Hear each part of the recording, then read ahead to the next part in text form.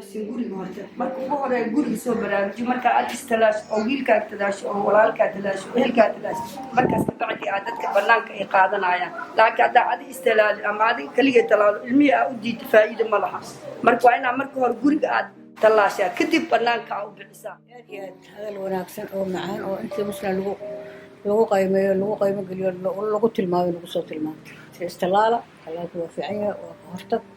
qadartay ninkii dhimana waa dhimana nin maanta geeri laga tuubayo ma jirto kii loo soo orgoosto wuu tagaya hada talaalayuusa istalaalin laakiin talaalku waxa weeye aad u fiican yahay farxad iyo wanaag ay tahay adinkana qiimo gelin ay tahay ana qiimo gelin ay tahay maadaama ilmaha iyadu ahay gabadhan dhalay aan isku meel iska talaalayna aad iyo aad ugu faraxsanahay waxaan sameynay marwo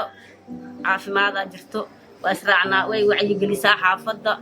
طلال هذا حكا أمسيه يعني خطر تهاي هذا ما أنت مركز بحين وحيدهن محا طلال هذا ما يعني وحنا طلالكم في عيني هاي أنا جا ويدي قبل هيجا الدوحية هم جاين لهين طلالك ما دام طلالكم في عيني هاي عن هو يدي قبل هيجا عن وكان طلالك كوفيد 19 ريسكي وكان أيوه عذرك مركو قفت كل عقبة داوينتو حكا وأنا أحسن كهرتجا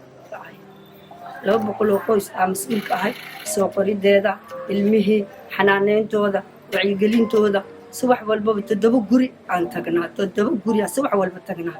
haddii waqti u helna galab waa ku darsanaa oo waa tegeynaa waa soo baraarujinaynaa wixii jiranne waa soo direynaa inkastoo daawada waana la siiyey wixii jirno markaas anaga aan haynin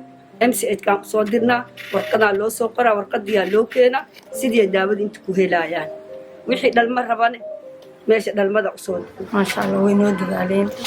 ما فاضي ما إنه وين وعي جلسي أنا طلعت كوف ما يمتين كعن قادنا بالشدة براري جلسي هذا أول فرح سنة الناس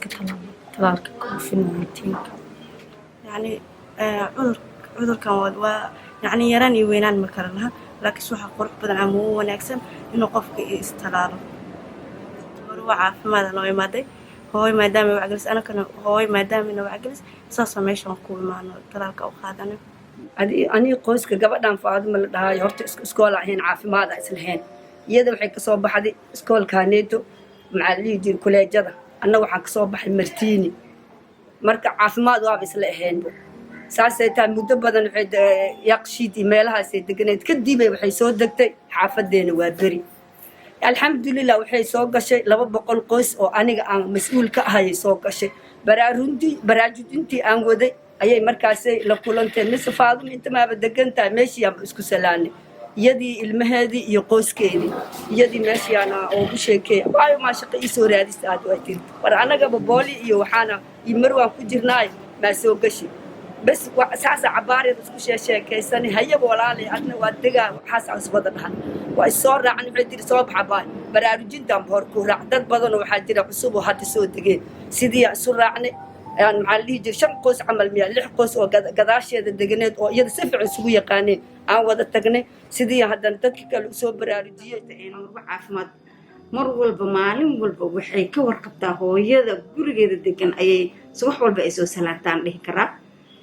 way ka warqabtaayo waxay ka warqabtay maalintii waxa laga rabaa 7 guri inay gasho